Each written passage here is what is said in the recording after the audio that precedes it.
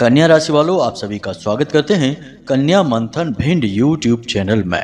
बंधुओं, आज का यह ज्योतिष कार्यक्रम आपकी जिंदगी में बहुत महत्वपूर्ण कार्यक्रम होने वाला है, क्योंकि आज हम आपको जो विशेष ज्ञान देने वाले हैं, जो भविष्यवाणियां बताने वाले हैं, उन्हें जानकर आपका मन प्रसन्न हो जाएगा। सबसे बड़ी बात कि इस दिसंबर के महीने में ये दो चीजें खुद चलकर आपके पास आएंगी। जी हाँ बंधुओं, इसके बाद आपकी हर एक मनोकामना पूरी होगी। ऐसी इच्छाएं जिनके लिए आप अब तक तड़प रहे थे, वे भी पूरी हो जाएंगी। जी हाँ बंधुओं, इस दिसंबर के महीने में ये दो चीजें आपको ना केवल सारे सुख लाकर देंगी, बल्कि रातों रात लखपति और करोड़पति भी बना देंगी। ये दो चीजें इतनी महत्वपूर्ण हैं कि इनके बारे में आपको जानना बेहद आवश्यक है। किस समय पर और कहां पर ये चीजें आपको मिलेंगी, इनका सही समय क्या होगा, और सबसे महत्वपूर्ण बात कि ये दो चीजें कौन सी हैं और किस प्रकार से ये आपके जीवन को प्रभावित करेंगी। कुल मिलाकर कई प्रकार के प्रश्न आपके मन में इन दो चीजों के लिए उठ रहे होंगे, तो सारे प्रश्नों के जवाब आपको आगे इस कार्यक्रम में मिलने वाले हैं। हमने इस विशेष कार्यक्रम में न केवल आपको इन दो चीजों के विषय में बताया है, बल्कि इस पूरे दिसंबर के महीने का राशिफल भी आपको दिया है।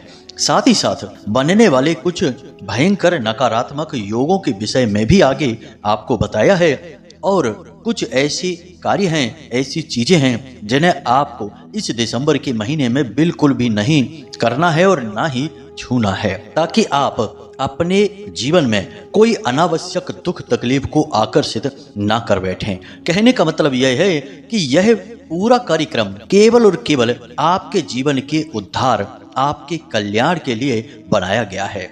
अंत में हमने आपको एक बेहद शक्तिशाली उपाय भी बताया है, जिसे आपको केवल एक बार करना है। केवल एक बार आप इस उपाय को करेंगे और देवताओं की शुद्ध सकारात्मक ऊर्जा आपके साथ चलने लगेगी। आपके जीवन से हर एक दुख और नकारात्मकता को काट डालेगी। यह इतना शक्तिशाली उपाय है कि इसके विषय में लोग यूं ही किसी को नहीं बताते हैं, पैसे लेकर ही बताते हैं। उनके व्यापार का माध्यम है यह उपाय, लेकिन हम आपको इस उपाय को यूं ही माता रानी की सेवा में समर्पित करेंगे।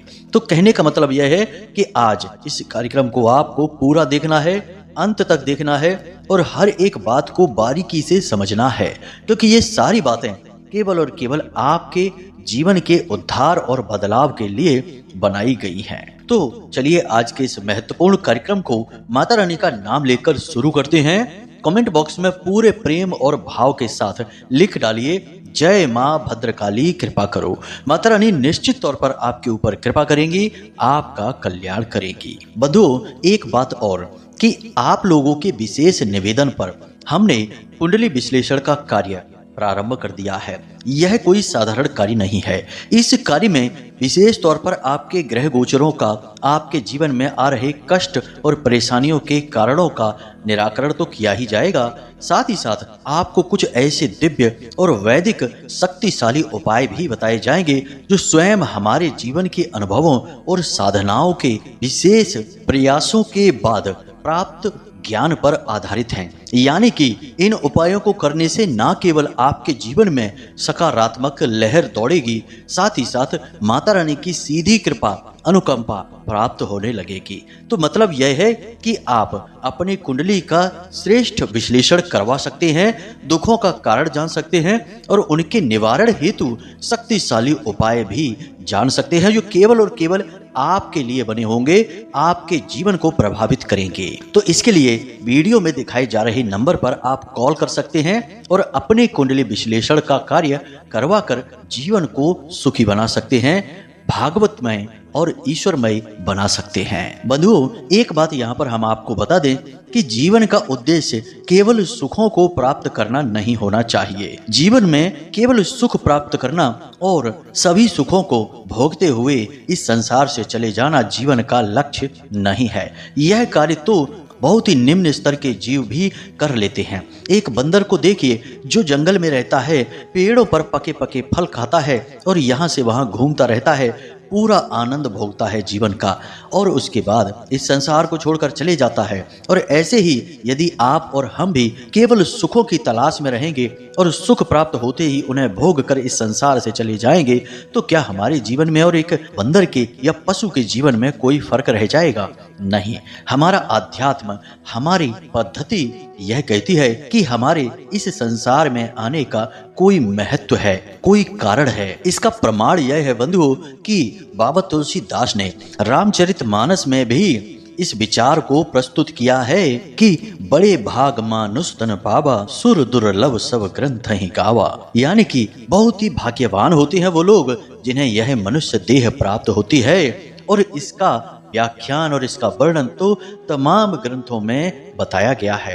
तो कहने का मतलब यह हुआ कि केवल सुखों को भोगना हमारा लक्ष्य नहीं है। हमारा लक्ष्य है ईश्वर की प्राप्ति, उस परम शक्ति की पहचान करना, स्वयं की पहचान करना कि हम कौन हैं। हम यह मृत मिट्टी से बना हुआ शरीर नहीं है। हम इस संसार को देखने वाले हैं, यह संसार नहीं है, इस संसार का हिस्सा नहीं है। इस संसार का हिस्सा तो यह देह है, यह शरीर है जो यहीं रह जाना है।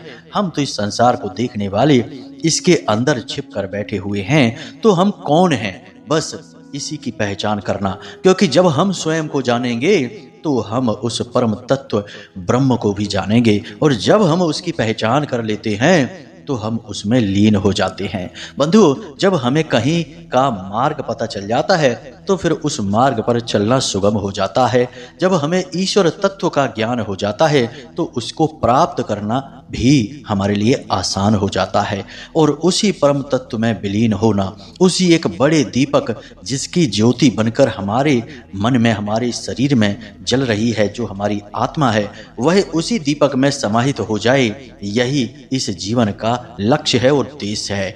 और ऐसा हम आपको क्यों बता रहे हैं, ये बातें हमने क्यों आपको बताई हैं? तो हम आपको बताते बंधुओं कि हम जो भी कार्यक्रम आपके लिए बनाते हैं, उन कार्यक्रमों का एकमात्र उद्देश्य यह नहीं होता कि आपको सुख पहुंचाना, आपके जीवन से दुख दूर करना। उन कार्यक्रमों का दूसरा उद्देश्य यह भी होता है कि आपको शुद्ध धार्मिक बनाना, ईश्वर की ओर ले जाना, आपकी चेतना का विकास करना। इसीलिए हम आपको जो उपाय बताते हैं वे परम सात्विक होते हैं और उनमें कहीं ना कहीं किसी न किसी दिव्य शक्ति की आराधना छिपी रहती है, जिसके माध्यम से आप अपने उस परम तत्व को जान सकते हैं। जी हाँ बंधुओं, कहने का मतलब यह है कि हम ना केवल आपका भौतिक विकास चाहते हैं, बल्कि आपकी आध्यात्मिक और आत्मिक उन्नति भी करवाना चाहते हैं। और यही हमारा उद्देश्य है और यही हमारी माता रानी के प्रति सेवा और भक्ति भी है। तो उम्मीद करते हैं कि आप हमारी भावनाओं को समझ रहे हैं। अब चलिए अपने मूल विषय को प्रारंभ करते हैं। तो बंधुओं, सबसे पहले बात करते हैं 3 नकारात्मक योगों की जो आपको परेशान कर सकते हैं, और फिर उनसे आपके बचाव की कि आप उनसे बचने के लिए क्या कर सकते हैं। फिर आपको बताएंगे इन 2 चीजों के विषय में जो खुद चलकर आपके पास आएंगी। जी हाँ बंधुओं, तो ध्यान से सुनिए। सबसे पहला नकारात्मक योग तो आपकी कुंडली में यही बन रहा है कि मंगल अपनी बकरी चाल चलने जा रहे हैं। मंगल की बकरी चाल आपके लिए बेहद खतरनाक होने जा रही है। याद रखना बंधुओं कि जब जब मंगल बकरी होते हैं तो जातक के जीवन में नकारात्मक शक्तियां प्रभावशाली हो जाती हैं। कहने का मतलब यह है कि यह वह समय है जब आपके ऊपर किसी भी प्रकार की नकारात्मक ऊर्जा का प्रभाव बहुत तेजी से बढ़ेगा। मतलब कि कोई तंत्र मंत्र की चपेट में आप आसानी से आ जाएंगे। जल्दी ही आपको नजर लगेगी। आपने जरा सी किसी को अपनी खुशी बताई नहीं कि उसे तुरंत नजर लग जाएगी, या फिर अनजाने में ही आपकी ओर नकारात्मक ऊर्जाएं आकर्षित होने लगेंगी। भूत प्रेत की काली नकारात्मक तांत्रिक शक्तियां आपके जीवन में विध्वंस और विनाश मचा सकती हैं। ऐसे में आपके पास 2-3 जरूरी सावधानियां हैं जो आपको रखनी चाहिए। पहली तो यह है कि आप किसी भी सुनसान जगह पर ना जाएं, किसी बड़े वृक्ष के नीचे अधिक समय तक ना रुकें जो एकांत में हो, सुनसान जगह पर हो, और साथ ही साथ किसी बड़े वृक्ष के नीचे टॉयलेट वगैरह बिल्कुल भी ना करें। इसी के साथ साथ बंधुओं, सबसे बड़ी सावधानी यह भी रहेगी कि किसी के द्वारा दी जाने वाली मीठी वस्तु प्रसाद बोलकर यदि आपको दी जाती है तो आपको इस पूरे दिसंबर के महीने में उसे ग्रहण नहीं करना है। साथ ही साथ अपने कपड़ों का, अपने जूते चप्पल और वाहन आदि की लेन देन अदला बदली किसी के भी साथ आपको नहीं करनी है। अब व्यवहारिकता में कुछ जरूरी सावधानियां हैं, जैसे कि किसी भी व्यक्ति के साथ आपको किसी भी प्रकार की बहस नहीं करनी है, झगड़ा नहीं करना है। एक विशेष बात होगी इस महीने की, आप किसी से सीधी बात भी बोलेंगे तो वह आपसे झगड़ने लगेगा। प्यार मोहब्बत से भी आप बात शुरू करेंगे तो कुछ समय बाद वह बात झगड़े का रूप ले लेगी। अच्छी बात भी दूसरों को बुरी लगेगी, सही सलाह भी लोगों को गलत परिणाम दे जाएगी, जिससे आपके ऊपर दोष मढ़ दिया जाएगा। कहने का मतलब यह है कि संसार में, रिश्ते नातों में आपको जरूरत से ज़्यादा विचार नहीं करना है, चर्चा नहीं करनी है, दूसरों के व्यक्तिगत जीवन में बिल्कुल भी दखल अंदाजी नहीं करनी है। इन सब के नकारात्मक परिणाम आपको देखने को मिलेंगे। अब दूसरा नकारात्मक योग यह है बंधुओं, जो कि लंबे समय से बना हुआ है, परंतु इसका प्रभाव अब इस दिसंबर के महीने में बहुत अधिक पड़ने वाला है। वह है राहु और शनि एक दूसरे के बगल में विराजमान होना, साथ साथ के भाव में विराजमान होना। यानी कि शनि जिस भाव में मौजूद है उसके अगले भाव में ही राहु बैठे हुए हैं। यह योग आपके लिए अच्छा नहीं है। यह आपको हानि पहुंचाएगा, आपके मन को विचलित करेगा, आपको विचार शून्य करेगा, उल्टी सीधी चीजों में आपका मन भटकाएगा और आप जिस कार्य को कर रहे हैं उस कार्य से आपकी रुचि को समाप्त करेगा। साथ ही साथ गलत संगत नकारात्मक लोगों की ओर आपको आकर्षित करेगा, गलत कार्यों में आपकी रुचि को बढ़ाएगा।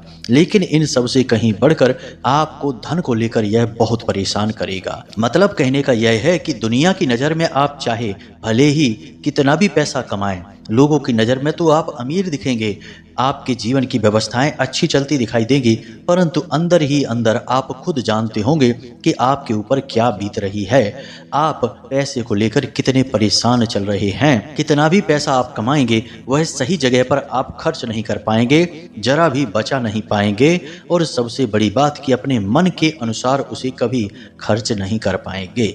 यह स्थिति आज की नहीं है, यह लंबे समय से आपके साथ बनी हुई है, परंतु अब इस स्थिति में और अधिक बढ़ोतरी होने जा रही है। जैसे ही मंगल बकरी चाल चलेंगे तो इनकी 8वीं दृष्टि शनि देव पर होने के कारण यह शनि के प्रभाव को कम करने लगेंगे और शनि के दुष्प्रभावों को बढ़ा देंगे, यानी नकारात्मक प्रभावों को और अधिक बढ़ा देंगे। और शनि के साथ राहु होने का मतलब है कि आपको जो बातें हमने अभी बताई हैं, जो परेशानियां बताई हैं, इनमें कई गुना अधिक की बढ़ोतरी हो जाना। आप अपने हृदय पर हाथ रखकर बताइए कि जो बातें हमने अभी बताई हैं वे सत्य हैं या नहीं। कमेंट करके हमें अवश्य बताना। अब ऐसे में आप क्या कर सकते हैं, तो सबसे बड़ी बात ध्यान से सुनिए कि आपको सबसे पहली चीज यह करनी है कि अपने जीवन में पैसे को लेकर बहुत सतर्क रहना है। किसी को भी इस पूरे दिसंबर के महीने में एक भी रुपया उधार नहीं देना है। चाहे कोई कितनी ही परेशानी बताए, मुसीबत बताए, आपको एक भी रुपया उधार नहीं देना है। और यदि उधार दे दिया तो उस पैसे को भूल जाना है, उसके बारे में विचार नहीं करना है, वह अब लौट कर नहीं आएगा। दूसरा, आप कितना पैसा कमाते हैं, कितना खर्च करते हैं, इसका सही सटीक आकलन करके रखिए। हमेशा सही हिसाब करिए। हर बात में पैसे की आवक और जावक को सही तरीके से जोड़िए और यह पता लगाने की कोशिश करिए कि कहाँ आपका पैसा बिना जरूरत के जा रहा है। जी हाँ बंधुओं, कई बार आप ऐसी जगहों और चीज़ों पर पैसा खर्च कर देते हैं जिसके बारे में आप सोचते हैं कि आपने यह किया ही क्यों। बाद में आपको ना तो उन चीज़ों का कोई प्रयोग समझ में आता है और ना ही आवश्यकता समझ में आती है। बस आप जोश में आकर, भावनाओं में आकर पैसा खर्च कर देते हैं। बाद में आपको लगता है कि आपने यूं ही पैसे डाल दिए, इसका तो कोई खास उपयोग भी नहीं हुआ। तो अब ऐसी स्थिति से आपको बचना है। बहुत ही गहराई से, अत्यधिक जरूरत हो तभी पैसे को खर्च करना है, विचारशील बनना है रुपए पैसे के मामले में। तीसरा यह है कि किसी भी उत्सव में, किसी भी समारोह में या किसी भी विशेष कार्य में जहां आपका पैसा अधिक खर्च हो सकता है, आपकी स्वयं की तैयारी में या किसी अन्य तरीके से, वहां पर आपको बहुत ज़्यादा सतर्क रहना है। यही वो अवसर होते हैं जो आपको पैसे को लेकर निचोड़ डालते हैं। आपकी सारी जमा पूंजी, आपका पैसा, आपकी सेविंग सब हिल जाती है, इतना पैसा खर्च हो जाता है। खास तौर से जब आपके खास रिश्ते नातों में ही कोई विशेष बड़ा उत्सव है, जैसे विवाह संबंध वगैरह हैं, ऐसे उत्सव में जब आप शामिल होना चाहेंगे तो आपकी बहुत ज़्यादा खर्चा होगा इस महीने में विशेष तौर पर। तो आपको सतर्क रहना है और फिर से हम वही कहेंगे कि अपने खर्चों को नियंत्रित करने की कोशिश करना है। ऐसा नहीं है कि इस महीने आपकी आवक नहीं होगी, इस महीने आपकी आवक होगी, अच्छी ही होगी, क्योंकि बुध और सूर्य की युति बनी हुई है और सूर्य और गुरु का समसप्तक योग बना हुआ है, जो आपको अच्छे धन लाभ कराएगा, रुपए पैसे की बढ़त कराएगा। लेकिन पैसे के खर्चे को आप संभाल नहीं पाएंगे। यह स्थिति यानी पैसा खर्च होने की स्थिति आपके नियंत्रण से बाहर होगी।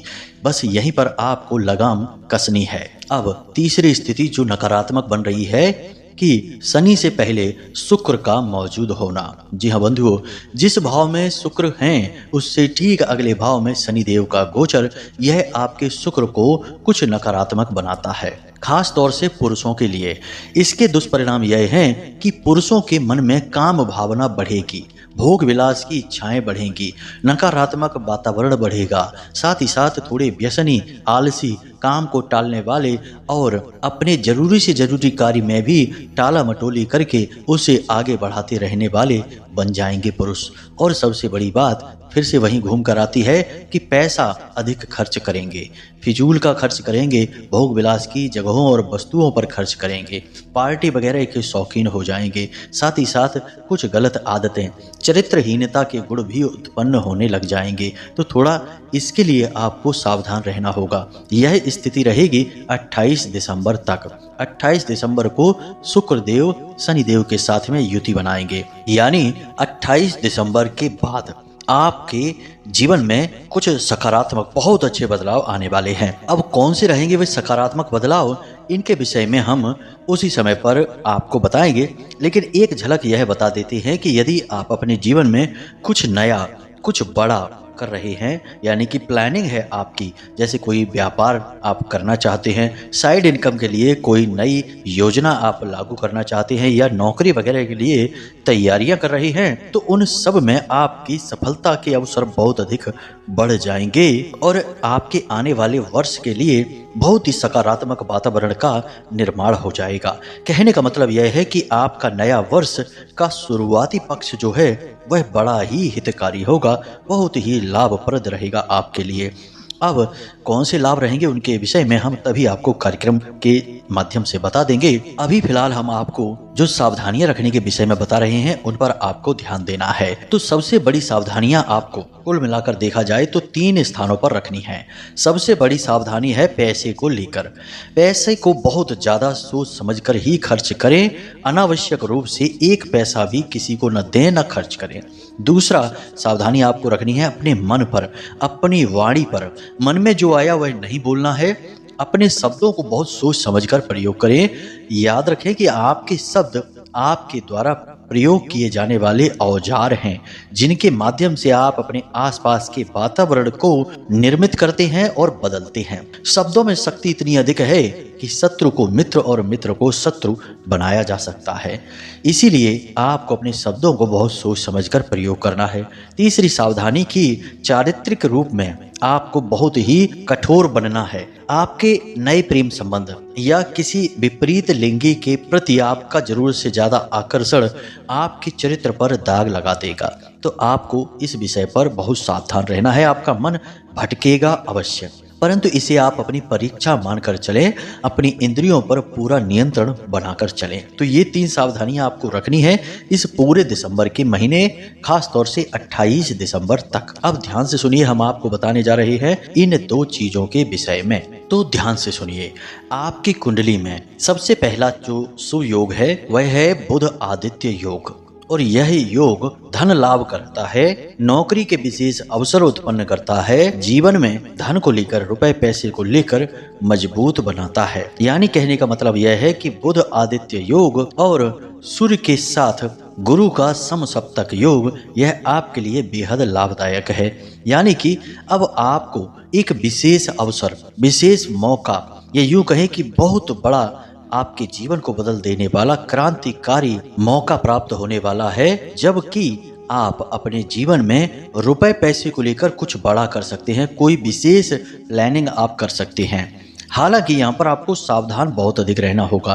कहने का मतलब यह है कि आपको एक बहुत बड़ी अपॉर्चुनिटी, बहुत बड़ा मौका मिलने वाला है।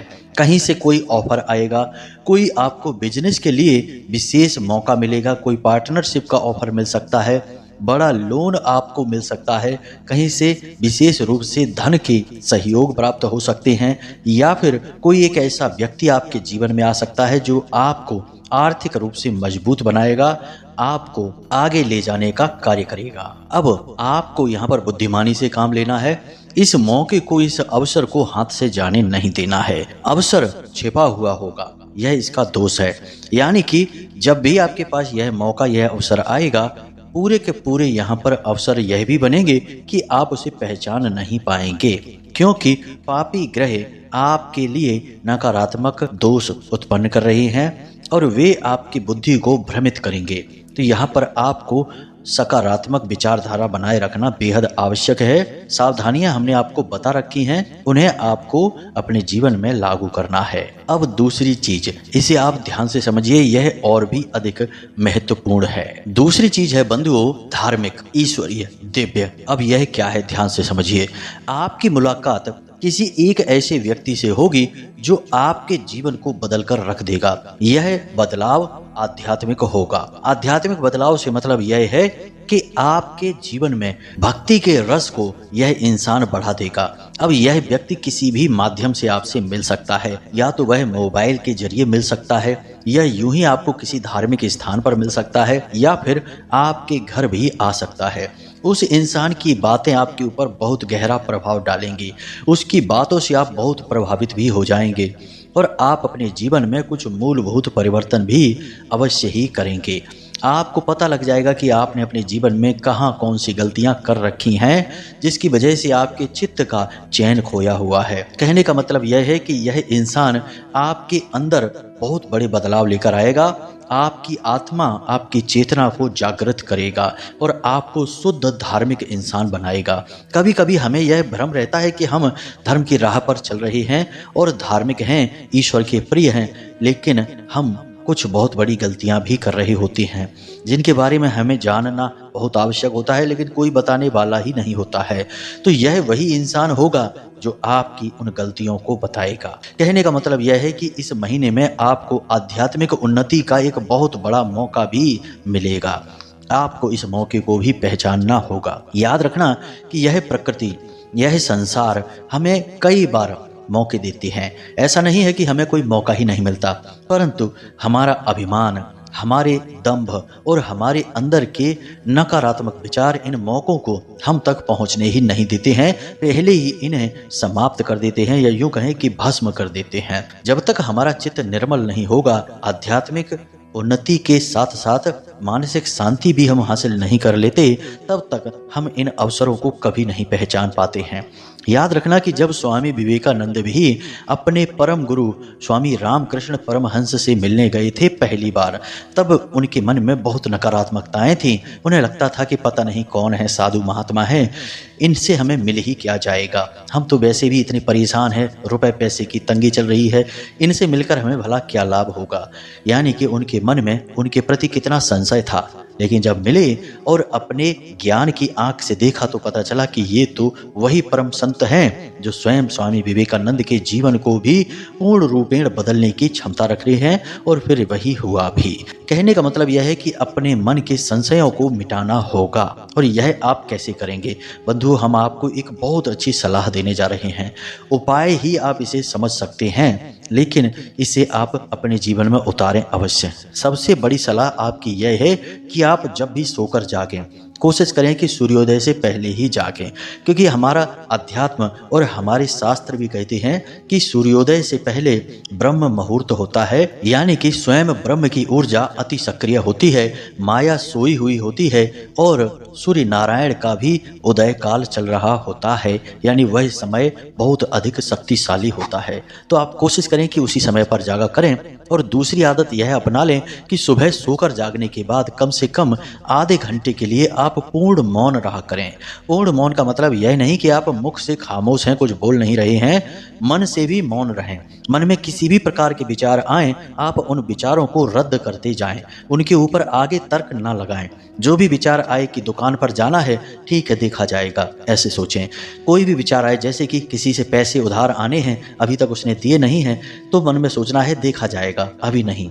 ऐसे करते करते एक दिन, यानी शुरू में तो नहीं होगा लेकिन कुछ दिनों के अभ्यास के बाद आप आधे घंटे के लिए पूर्ण मौन रहना सीख जाएंगे। और हम आपको कहते हैं गारंटी के साथ कि जिस वक्त आप पूर्ण मौन केवल आधे घंटे के लिए सुबह के समय अपना लेंगे, जीवन में उतार लेंगे, आपको इतनी गजब की शांति का एहसास होगा कि एक झोपड़े में भी रहकर आप दुनिया के सबसे खुश इंसान होंगे।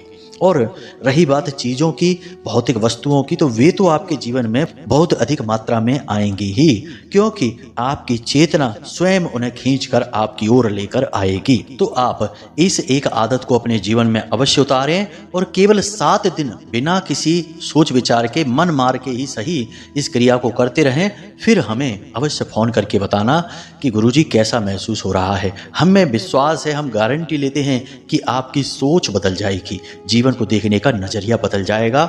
यह हमारा खुद का भी अनुभव है। हम आज भी इस आदत को अपना कर बैठे हैं।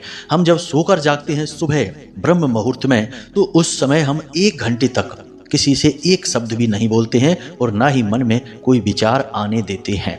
जो विचार आते भी हैं वे अपने आप चले जाते हैं, उस विचार को हम आगे नहीं बढ़ाते हैं। इसी का यह प्रताप है कि माता रानी के प्रति अद्भुत आकर्षण और अद्भुत भक्ति मन में उत्पन्न हो चुकी है और आगे भी उन्नति हो रही है। अब दूसरा उपाय, यह महत्वपूर्ण है, इस उपाय को ध्यान से समझिए। यह उपाय माता बगलामुखी से जुड़ा हुआ है। माता बगलामुखी का नाम आपने अवश्य सुना ही होगा।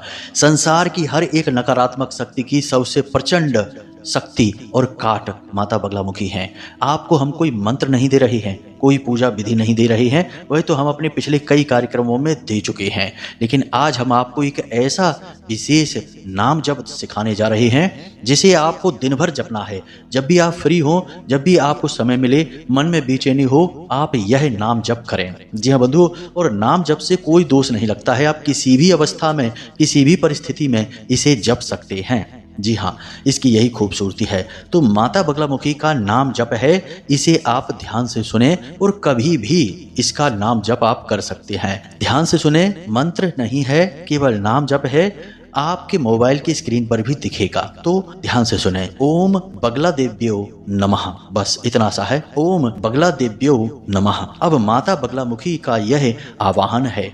माता बगलामुखी को अत्यंत प्रिय है। वैसे तो इनके कई नाम है, देवी पीताम्बरा देवी भी कहा जाता है, लेकिन इनका सबसे प्रिय नाम है माँ बगला। तो माँ बगला देव्यो नमः, माता बगलामुखी को नमस्कार।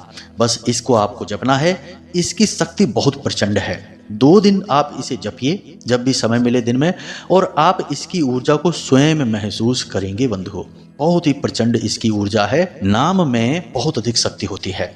आपने सुना ही होगा देवी देवताओं के सहस्त्र नाम होते हैं, तो उसी प्रकार यह है, लेकिन अत्यंत सरल, भक्तों के लिए बहुत ही सौम्य, लेकिन बहुत ही तीव्र, बेहद शक्तिशाली भी है। तो आप इसे जपिए और इसके परिणाम हमें अवश्य बताना। हमें बहुत अच्छा लगता है जब हमारे द्वारा बताए गए उपायों से लोगों के जीवन में अभूतपूर्व बदलाव आते हैं।